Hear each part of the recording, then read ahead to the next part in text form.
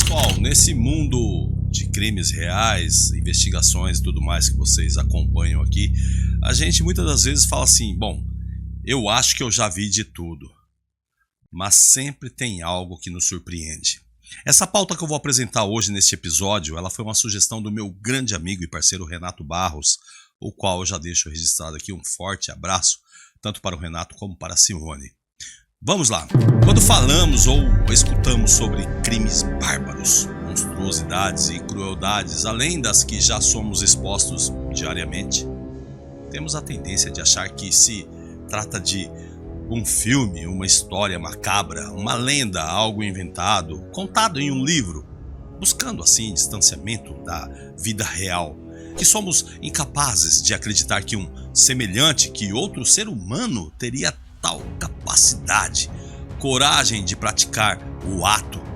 Mas a verdade é que quando se trata do ser humano, estamos longe de descobrir do que e até onde nós somos capazes de chegar. E se formos totalmente honestos, vamos chegar à conclusão de que, na verdade, é a arte que imita a vida e que todas as histórias se originaram, se inspiraram em pessoas e situações reais. E aqui não estou entrando no mérito da motivação do ato cometido.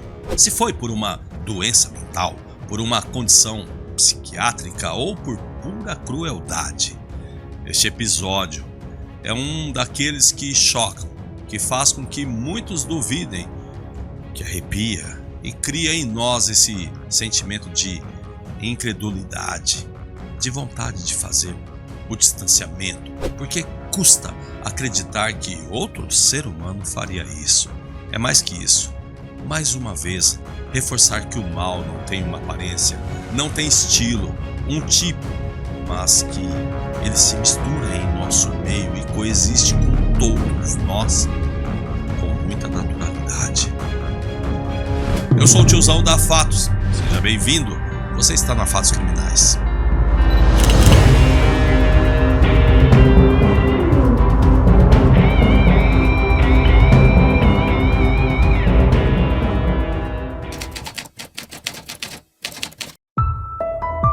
Anatoly Moskvin, nascido em 1966 na Rússia, é um homem que foi considerado um gênio, culto, estudioso e inteligentíssimo, professor universitário, historiador, jornalista, doutor em cultura céltica, fala 13 idiomas e autor de inúmeros livros e estudos sobre onomástica e toponímia, uma das maiores autoridades em cemitérios russos, que inclusive escreveu um guia sobre o assunto após visitar 752 cemitérios em toda a região de Nizhny Novgorod, se autodeclarando um verdadeiro necropolista, um pacato e solitário cidadão, dono de um currículo extenso, mas que escondia um mórbido interesse.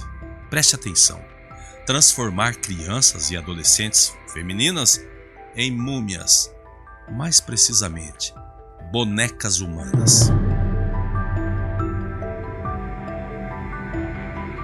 Vocês pais abandonaram suas meninas no frio e eu as trouxe para casa e as aqueci. Para que você entenda melhor o caso e como ele veio à tona, eu vou retornar no tempo, acompanhar os fatos em ordem cronológica ou quase perto disso. Por volta de 2009 e 2010, algumas famílias notaram que os túmulos de seus entes queridos tinham sido violados e a situação, claro, ganhou ainda mais força porque o ato de vandalismo não se concentrava apenas em um local, e sim em vários outros cemitérios da região de Novgorod.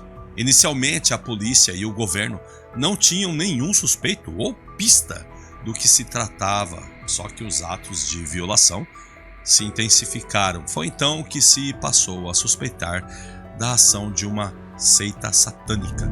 Então, uma investigação passou a ser realizada pelo Departamento de Crimes Violentos do Ministério do Interior russo. Notou-se que os atos de vandalismos coincidiam com as datas às quais Moskvin visitava os cemitérios. Entretanto, ele logo foi descartado, já que suas visitas aos locais eram para fins acadêmicos. Entendem? Até que no dia 2 de novembro de 2011, policiais encontraram uma boneca na garagem de um prédio onde um suspeito morava, em Leninsk. O que eles não imaginavam é que o pior ainda estava por vir. Ao entrarem no apartamento do suspeito, se depararam com uma intensa bagunça, tamanha desordem que mal dava para se mover dentro do local. Livros espalhados por todo o chão, pilhas e pilhas de livros em todos os cômodos.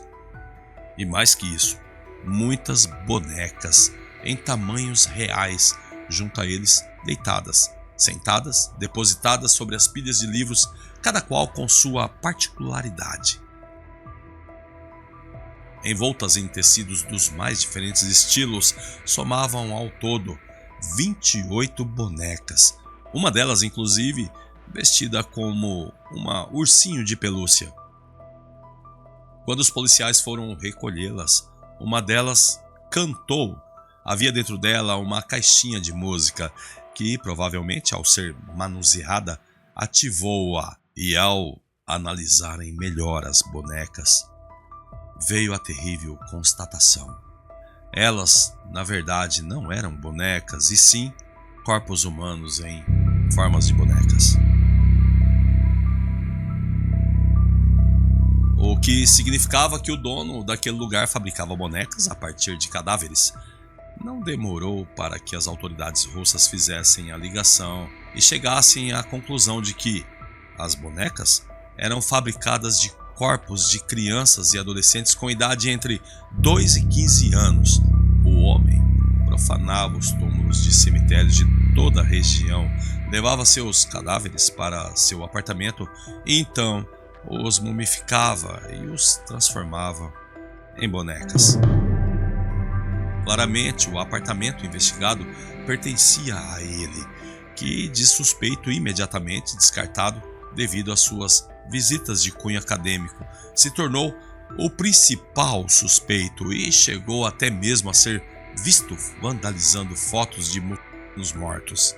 Moskvin era descrito por seus vizinhos como uma pessoa respeitosa e muito inteligente.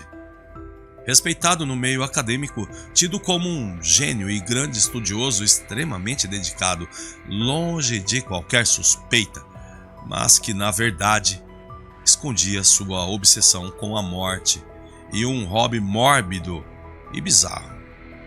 A polícia chegou a afirmar que Moskvin tinha pesquisado informações pessoais sobre cada uma das vítimas que ele desenterrou, realizando um extenso estudo sobre elas.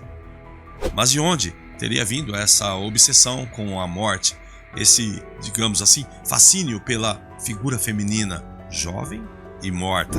6 dias antes de ser preso, Moskvin publicou um artigo onde ele descrevia uma situação atípica à qual havia sido exposto quando ele tinha 13 anos e como isso o transformou.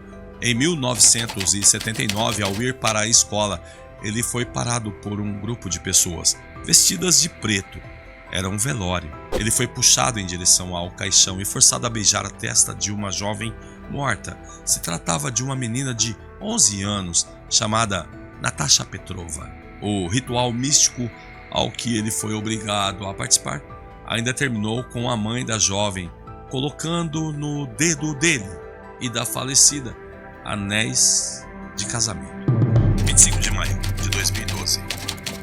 Levado ao julgamento, Moskvin cooperou prontamente com a polícia em tudo o que eles precisaram.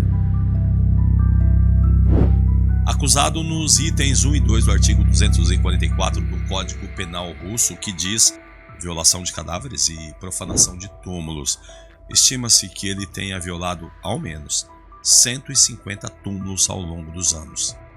Seu julgamento ocorreu no dia 25 de maio de 2012 e durante o julgamento, Moskvin foi mantido preso dentro de uma jaula.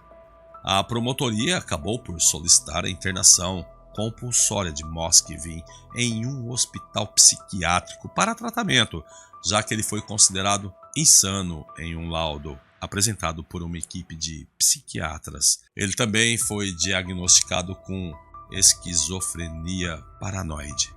Ainda durante o julgamento, foi dado a Moskvin o direito de fala, e o que se entendeu do seu discurso confuso é que ele nutria profundo carinho pelas crianças mortas e que seu intuito era trazê-las de volta à vida.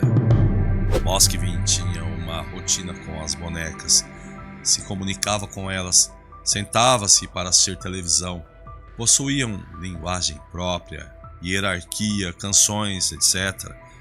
Se houve conotação sexual em sua relação com as bonecas, não se sabe, mas também não foi descartado.